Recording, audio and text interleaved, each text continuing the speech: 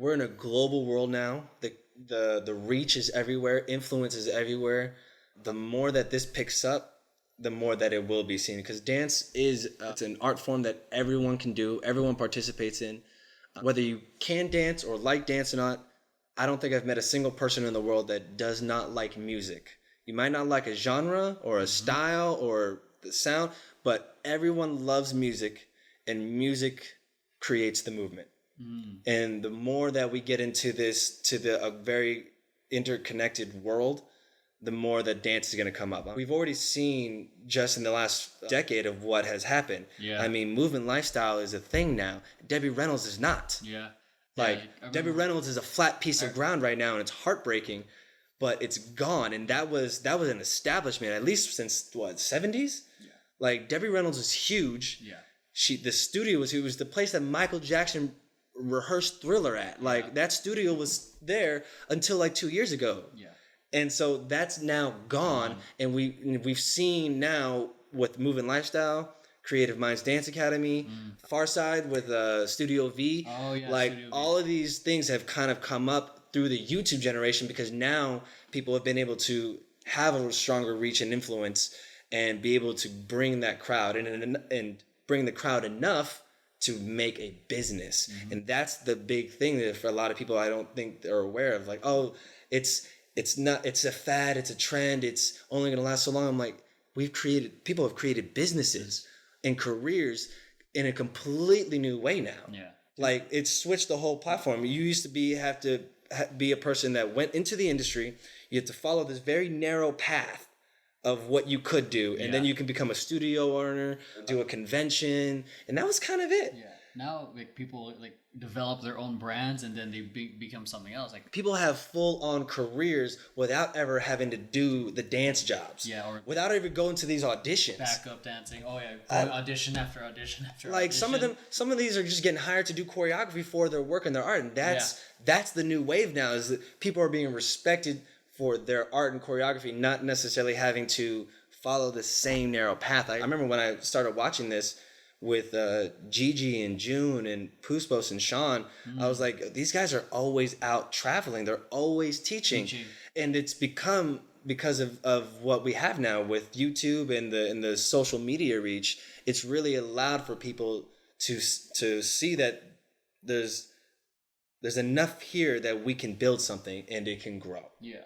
And I think the more that this continues, the more that we'll see it. Now, that doesn't mean it doesn't come with its cons. There's definitely pros and cons to every situation. Like, it's an oversaturated market now. Yeah. It's definitely a little bit more difficult to break in. Yeah. Because a lot of people, and I think this is many people in their career paths or creative paths, they have to figure out who they are first.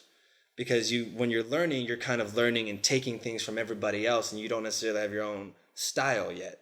It takes at least a good couple of years and you putting in the time before you get to break into who you are, and then that's what takes off. Yeah. Like, everyone that stands out now, they've remained who they are.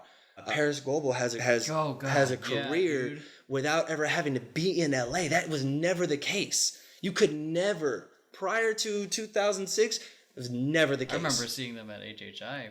Absolutely. Like, and then from there, HHI, she went back to New Zealand and just put everything on YouTube, and then grew. Dude, yeah, and they're doing freaking music videos with Ciara, with that J-Lo, Fenty, Missy show, yeah. Yeah, everybody, like, and that just goes to show is, like, you find who you are, you're consistent in that, and then you just go and do the work. And I think that's because you're talking about the whole social media, and social media has given everyone such an opportunity to showcase their work and not have to follow the path that was set before them. The thing is, they just gotta put in the work. They gotta And I mean, here's the thing: themselves and just put it out there. And don't get it wrong, like it does. Like, once these things have been established, like they are now, there is a quote unquote standard or a process that kind of everyone does, and you kind of just have to understand it. It's the same as trying to get into the NBA, the NFL. There's a set of rules that help propel. I think a lot of us now as creatives get very weighed down at what we feel we have to do to be relevant. And don't get me wrong, it can be taxing and time consuming, but we didn't have this opportunity 10 years ago. Like, I remember telling a friend of mine, like, you have a career based off of your Instagram. Yeah. That was not the case. That was not the case. You couldn't do that 10 years ago. Like, you really couldn't. I remember just, if I wanted to make a career, You know what was before? I would just go to auditions, and I'm like, fuck, man. And here's to show how it's changed for us. Before YouTube, if dancers wanted to do their own video, they'd have to go pay for a service, and it was a lot of money.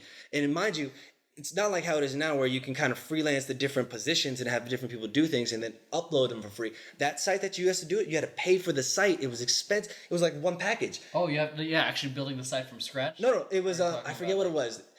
It's one of like those like LA casting sites. I totally forgot. I remember Gigi was on it. I remember I looked at it and may have thought about it, but they filmed your choreography in this nice big white room. I didn't really like any of the angles or cuts, but they filmed your choreography for you. They hosted the video for you, and you can only use that website and link to share it. Wow. And it didn't pan out as well for them as what YouTube did when they came out, because it was more accessible for YouTube. Before YouTube, they would ask, and you can upload your reel or upload your. It would cost you $40 to do it, and if you wanted to change it, you got to pay the same $40 to do it again. So now, like, as much as it feels like, oh, it's such a hassle, it's such an opportunity. Yeah. And the cool thing is about it is that you can follow in the footsteps and know that is a blueprint, or you can look at the blueprint and be like, okay, how can I do it different? Because that's usually what's going to be the thing that kicks people off and start their career, is that you could either do something that has been proven and then do it better. Yeah. Or you could look at how it's done and say, how can I do it different? And then that's what's going to be the staple for you. And I think that's for a lot of people, is you look at the social media and how it goes, it's like, okay, I have to post to be relevant, but how can I be different about this?